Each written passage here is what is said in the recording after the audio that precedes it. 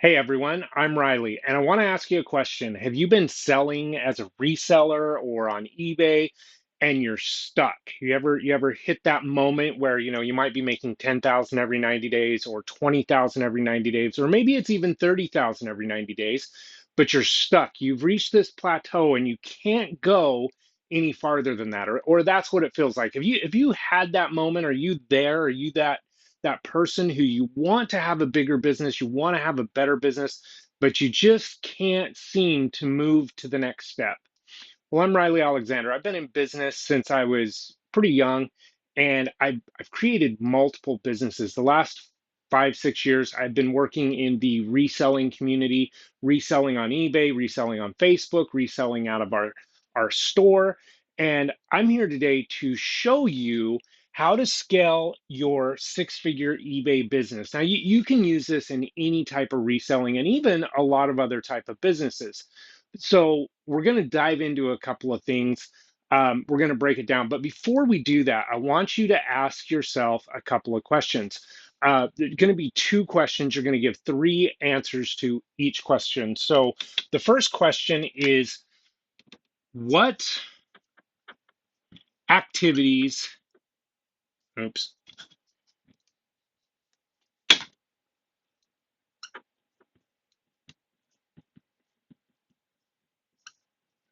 generate the most income?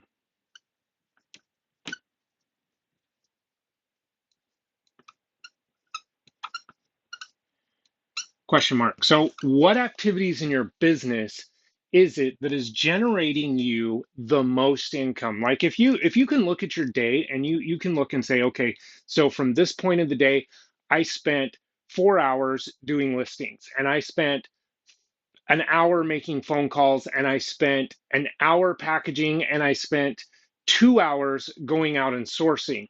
Which one of those activities, which three of those activities put more money in your bank account? So write those answers down for yourself on a piece of paper. And the second question, and this goes back to what we're going to talk about. The second question is, what activities take you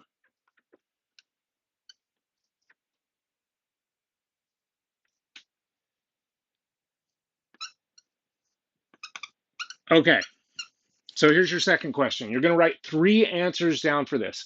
What activities are you currently doing in your eBay business that are taking you away from income? What activities decrease the amount of time that you can generate income?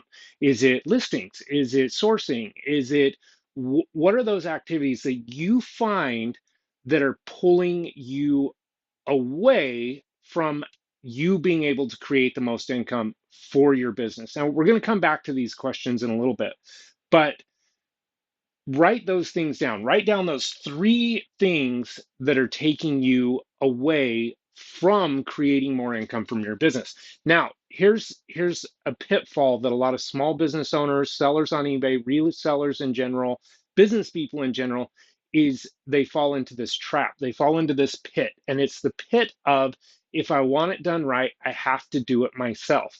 Or I'm only a one-man show. I can't be everywhere at once, which is absolutely correct. But let's do one more question. What activities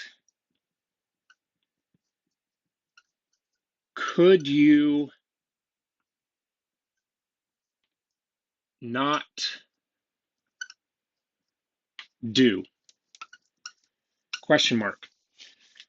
What do I mean by that? What activities could you not do? Okay, so here's the question. Everybody likes to think that they are completely indispensable to your business. And a lot of times as a small business owner, you're right, right? If you don't make listings, if you don't go out and source, you don't make money. It's just the way it is. If you are um, selling other products, if you don't make those sales calls, you don't have cash flow coming in. Correct? I mean, that's the way it works, especially if you're a small business, especially if you are doing eBay and you're trying to sell products. There are activities that you absolutely have to do to generate income. But what of those activities that you do could you outsource? Could you hire somebody? Could you teach somebody to do those activities? There's actually a lot more than what you think. Now, the reason I'm asking you this question is one of my very first really successful businesses, we did awesome, right? We were killing it. We were making 30 grand a month, sometimes even 40 grand a month. But one of our issues hit was that we couldn't break through that. We couldn't move from 30, 40 grand a month upwards. We were stuck. We were in this place where we had created this amazing business, we had created this amazing opportunity, but we were stuck. We just felt like we couldn't go farther. We couldn't do more. So what did we do to get past that? Well, what I'm telling you is not to do what I did. I went and I spent $50,000. It was almost everything we had in our savings at that time, and I hired a business consultant to come in and show us what we needed to do differently on our business. Now, I'm not telling you that you need to go out and hire a $50,000 consultant. In It was one of the best learning experiences I had, but I would not advise anybody to go out and do that whatever stage you're at, unless you're trying to get to millions a year, and you have the expendable income that if you lose 50 grand, you're okay. But it was one of the best things that we did, and one of my biggest takeaways from that was that to scale a business, to really scale a business and create a business that is thriving and there is no income cap, you as an individual cannot be the business, right? You have to take you out of the equation. You have to remove yourself from the business to scale your business. So what does that mean? Well, you need to take those categories of those things that you're writing down right now, and you need to take and figure out how do you remove as many of those things as possible so that you can focus on the things that matter most. Now, obviously, you're not going to do that overnight. Maybe it's you hire somebody to help you do listings, or maybe it's you hire somebody to do packaging. Maybe it's that you hire somebody to go do sourcing. Maybe you absolutely hate the sourcing process. So there's always ways that you can target as you're scaling your business where you can remove you from the equation. Now, why is that critical and why is that key to scaling a business? Because to scale your business, you need to be able to focus on the most important tasks that you have. When I was growing that company and we were at 30,000, 40,000, we were stuck. The problem was me. I was the problem. It was my actions, my activities, my daily routine. That was what was holding us back. It wasn't that there wasn't more business to be had. It wasn't that there wasn't other projects that needed to be done or expansions to be made. The problem was me as a person. Um, my problem was that I felt like if it was going to be done right, I had to do it myself. If the listing was going to be right, I had to do it myself. If the packaging was going to be right, I had to do it myself, right?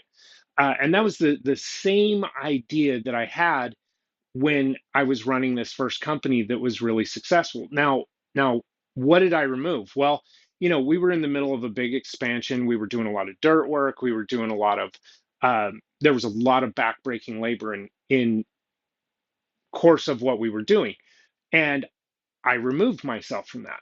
I let my guys that I already had hired, that I was already paying a really good wage, I let them run with it. And I trusted them. I showed them what I wanted done.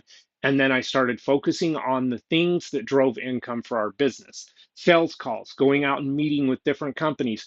And I'm going to tell you what, when I changed that, instead of spending 4 days a week working in the dirt, laying new pipes, pouring new pads, doing all of these physical things that I felt like nobody else could do, which I was incorrect, I was able to focus on sales and generating more income.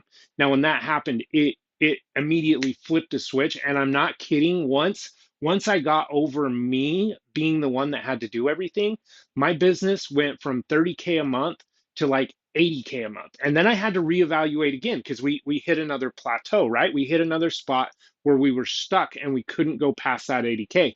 Well, I had spent 50 grand getting these business mentors in to teach me how to grow a business. And so what I was able to do is I was able to fall back on what they'd taught me and say, okay, so I know in the past it was me, it was a me problem. It was the way I was doing things. So what do I need to do different? And so I was easily able to take into account and say, okay, so now we want to grow beyond 80K a month. Now, what are the steps that I have to do as the leader of the business? And so I took another step back. I brought another guy in to help me with sales. So now we have two people on the sales team. I hired an office manager. I hired somebody to help me out with paperwork. And that took us from 80K a month to like 140, 150,000 a month. It was amazing. And those are lessons that I've learned and I've implemented into several businesses. So let's jump into how do you scale an eBay business? So the first thing you have to have, the first thing we're going to talk about is if you're watching this video and you haven't even set up an eBay store or you're not even into reselling, you can still watch the video. You're going to get value from it, but I'm really not going to be going into beginner tips, right? I'm not going to be going into how to set your eBay store up. I'm not going to go into how to package. I'm not going to go into all the things that you want to know to start your eBay business. And we actually have that on our school group. If you go to the resellerroadmap.com, there's a link in the description of the video. If you go to that video, or you go to that website, you'll see that we have a classroom. There are some really good courses for beginner sellers that are just starting out. We actually have a new course coming out. It's a 90 or 30-day challenge for new sellers. It's $100. You get every day, step by step. You get webinars that we get on and we help people, but it'll guide you through creating a business. So what am I talking about when you're scaling? So with this video, this series of videos, I'm assuming that you are making around 10K every 90 days. That's what I'm assuming for this video is that you already have an eBay store, you already know the ins and outs of eBay. That's really important.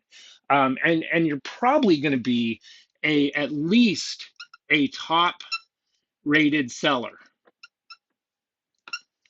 right? This is the next step of where you're going to want to be, if not even a top rated seller plus. Um, those are critical things if you're going to grow your eBay business. So eBay is its own, it's its own thing. It is a lot different than traditional business.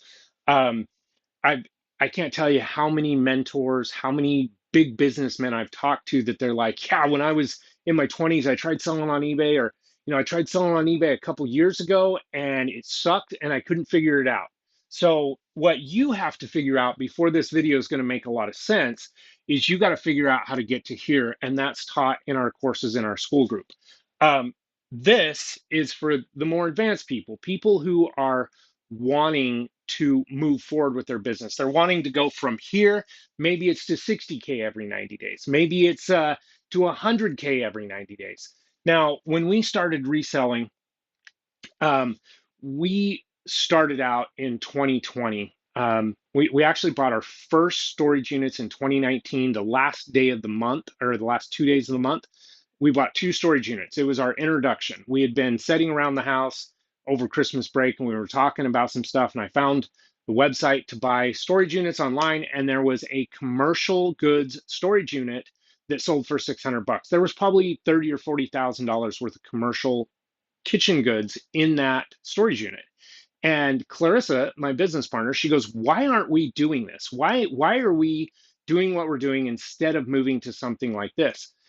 So we registered for account. It took us like a day or two to get all of our ducks in line so we could buy off this website. And we immediately bought two storage units. And it changed our reselling game, completely changed everything we were doing.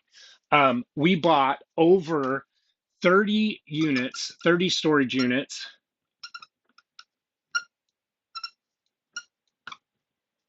our first month.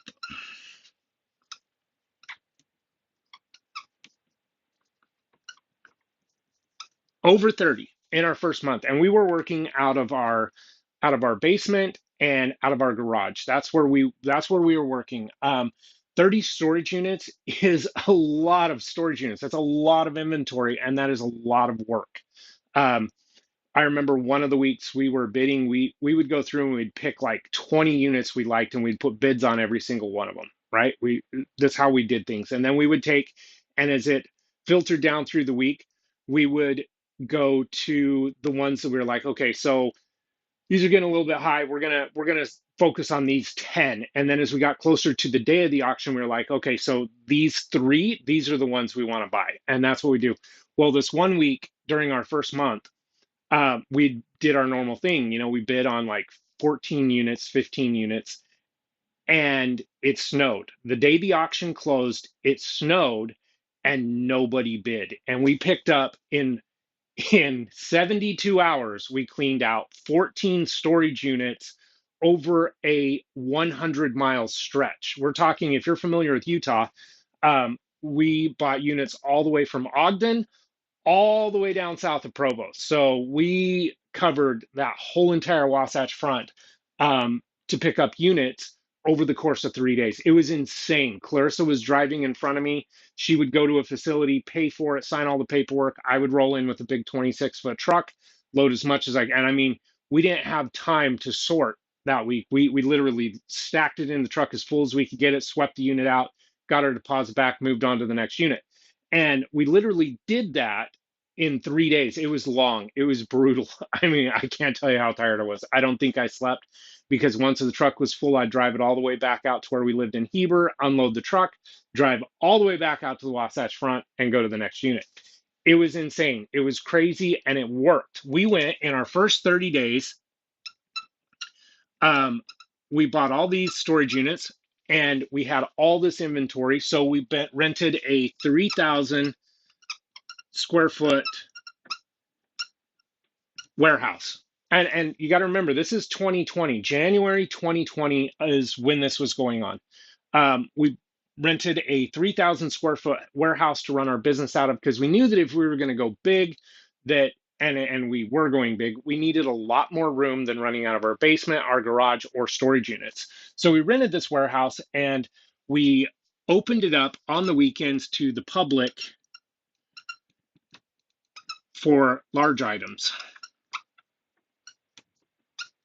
And that was our strategy, right? We would buy storage units throughout the week, and then we'd bring it back to our warehouse. We would take those items, we'd go through, we'd clean them up, and we would on Saturday, Friday and Saturday, we would have a garage sale, and we'd sell all the big items and some of the small stuff too. But a large part of the majority of our small items we would put on our eBay store.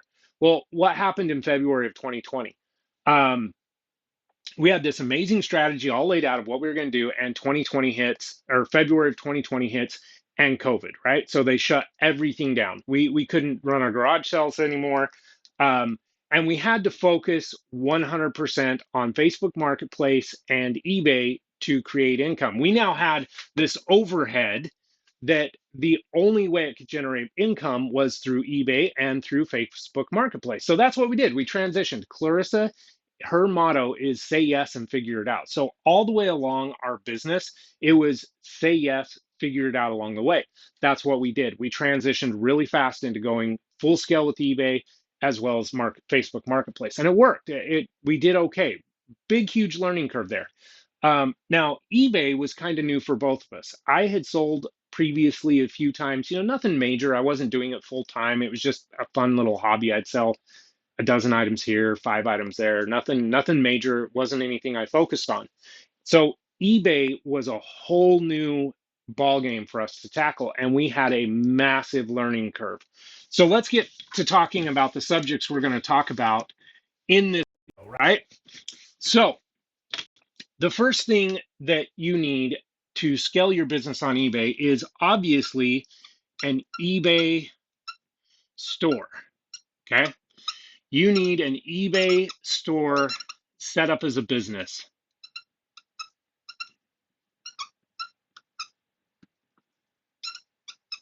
Okay, so what is the next thing you're going to need to scale up. You need inventory, and you need a lot of it.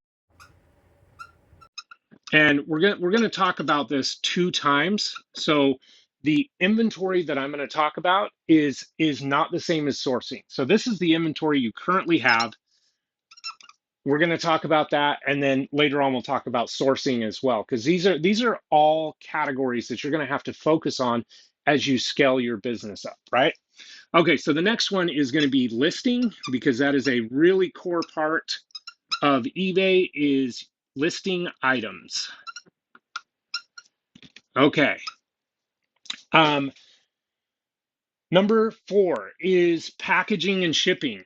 This is a big one. This is a huge time suck for any eBay seller. If you don't know what you're doing, packaging and shipping can eat you alive. You can mess up on your shipping and cost you money. It can eat away at your expenses. And so we're going to go over packaging and shipping and strategies and things you can implement into your business to really shorten the time up when packaging, and how to save money on your shipping. All right, so the next one is customer service.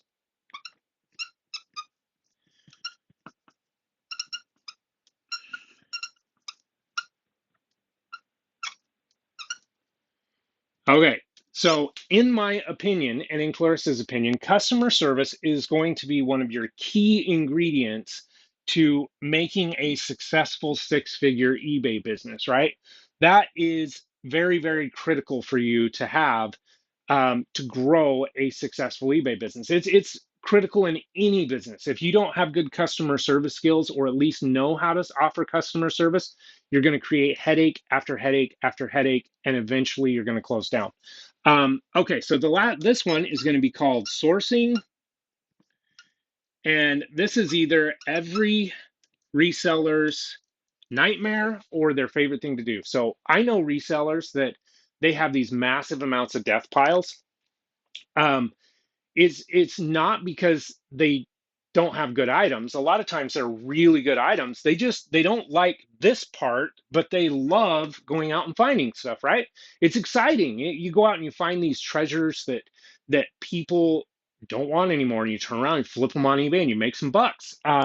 So but then the other problem that comes into is, how do you source in a way to take care of a 6-figure eBay business? Because there's 2 ways to build a 6-figure eBay business. One is high value.